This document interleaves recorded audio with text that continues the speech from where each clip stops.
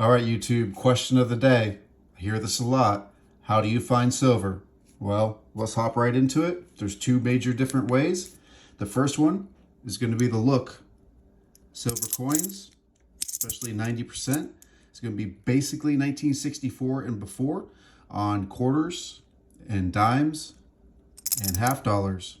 You also have half dollars that are 1965 to 1970. That's 40%. So this is what they look like. This is what non-silver looks like in clad. Big difference. The other big difference is sound. Clad, silver. So next time you're hunting through your change, definitely look for the differences between clad and silver. And if you don't see any, you always still want to listen.